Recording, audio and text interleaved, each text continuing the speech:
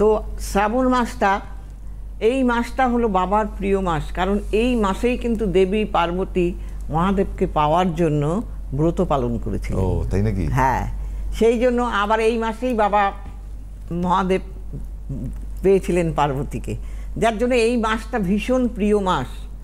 আর এই মাসটায় খুব মুডে থাকেন। হ্যাঁ, এই মাসে যদি কাজ করা যায় তাহলে কিন্তু শুধু এই কারণেই নয়, এই মাসে, কারণ বাবা হলো এই যে তন্ত্রমন্ত্রের কাজ যারা আমরা করি না, সমস্তই বাবার সৃষ্টি, কাজেই সেই জন্য এই মাসে এই কাজগুলো করলে ভীষণভাবে ফলদায়ী হয়। এইবার সেই কাজগুলো সঠিকভাবে করতে হবে। এই যে ষটকর্ম ক্রিয়া করি, এই ষটকর্ম ক্রিয়ার মধ্যে হলো কোন কোন ক্রিয়া আমাদের তন্ত্রমতে, সেটা হলো তোমার বশীকরণ ক্রিয়া, তারপরে তোমার শত্রু দমন ক্রিয়া, তারপরে হলো মারণ ক্রিয়া, তারপরে হলো তোমার শান্তি ক্রিয়া, এরকম, হ্যাঁ, উচ্চাটন ক্রিয়া, এইরকম নানা রকম 6টা ক্রিয়া আছে। মানুষ 7 রকম 8 রকম মৃত্যুর হাত থেকে কিন্তু রেহাই পেতে পারে। মৃত্যু তো অনিবার্য, কিন্তু সেটা নয়, সেই মৃত্যুটা আর্থিক মৃত্যু একটা মৃত্যু, কারাবাস একটা মৃত্যু। কাজে এই সবের হাত থেকে মুক্তি পাওয়া যায় যদি কিনা এই সময় এই কাজগুলো করা যায়। তো শ্রাবণ মাস, এই মাসে সবাই উপোস করুন প্রত্যেকটা সোমবার করে মনোবাসনা পূরণের জন্য। এবং বাবার মন্দিরে কালো কাপড় পরে যাওয়া নিষেধ, বাবার মন্দিরে শঙ্খ বাজানো নিষেধ। হ্যাঁ, এই কতগুলো জিনিস আছে, এগুলো মানতে হবে। বাবার বিশেষ তুলসী পাতা দিয়ে পুজো করা যাবে না।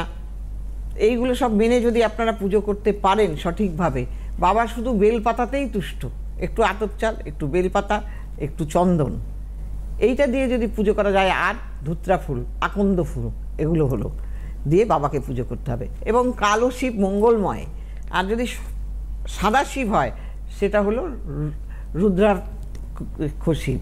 হ্যাঁ, কাজেই সেই শিবকে পুজো করা যায় না, সাদা শিবকে কিন্তু পুজো করা যায় না, অমঙ্গল হয় তাতে। আর যদি আপনি কালো শিব রাখেন বাড়িতে মেঝেতে, কিন্তু কোনো কিছুর উপরে রাখবেন, কাঠের উপর বা হ্যাঁ কিছুর উপরে রাখবেন, কোনো একটা লাল শালুর উপর রাখলেন বা সাদা কাপড়ের উপরে রাখলেন, কিন্তু এমনি রাখবেন না শিব মাটিতে। হ্যাঁ, এইভাবে যদি পুজো করতে পারেন তাহলে দেখবেন অবশ্যই আপনার মনোবাসনা পূরণ হবে। কাজে এইগুলো মেনে চলতে হবে এবং সেইভাবে, মানে এটা কি আদি অনন্তকাল ধরে চলছে? হ্যাঁ হ্যাঁ হ্যাঁ, এগুলো তো আজকে তো বাবার না, আদিকাল ধরেই চলছে। যারা মানতে পারেন মনস্কামনা, সবাই ভাবে কি শিবের মাথায় জল ঢাললে বর পাওয়া যায় ভালো, এটা ফালতু কথা। বর মানে কি? বর কথার অর্থটাই হলো বাবার আশীর্বাদ পাওয়া। আপনি যে মনস্কামনা নিয়ে যাচ্ছেন সেই মনস্কামনাটা যেন পূর্ণ হয়। তো এইগুলো করতে হবে, এইগুলো করলে ঠিক হয়।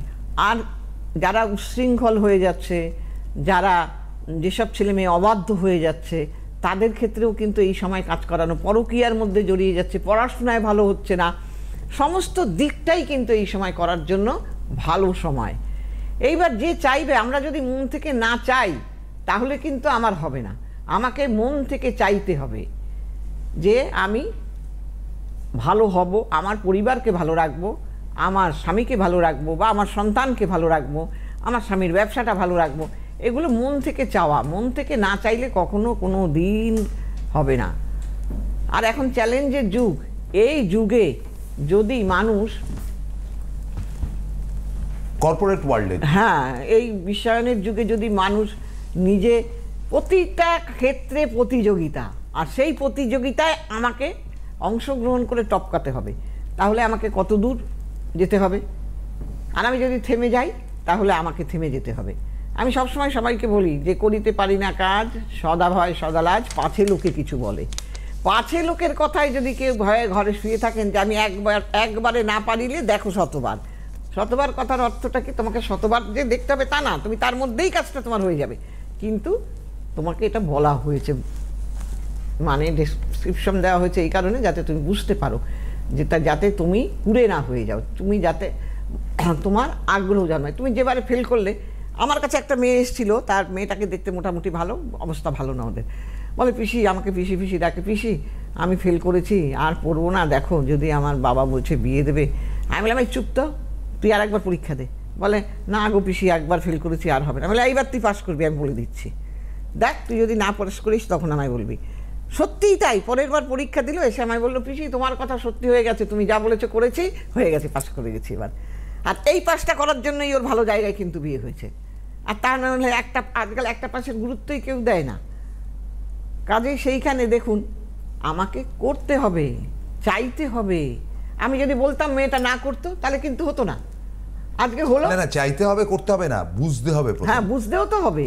বুঝবার জন্য তো আপনি আছেন। হ্যাঁ। না আমি চাইলাম যে শিব ঠাকুর আমাকে পরীক্ষা পাশ করে, তা নয় না, বা করতে হবে। হ্যাঁ। কি করবে? দেখেন, এখন মানুষ কথাটা একটা- হচ্ছে প্রথম হচ্ছে আপনার কথাটা বুঝতে হবে। হ্যাঁ, আর শুনুন ভগবান তো স্বয়ং নিজে এসে করে না, সেটা হলো একটা মাধ্যমের হয়। সেই যেমন ডাক্তার রোগ ভালো করে, সেটা তো একটা মাধ্যম। আমরা জ্যোতিষীরা মানুষের সমস্যার সমাধান করি, এটাও একটা মাধ্যম।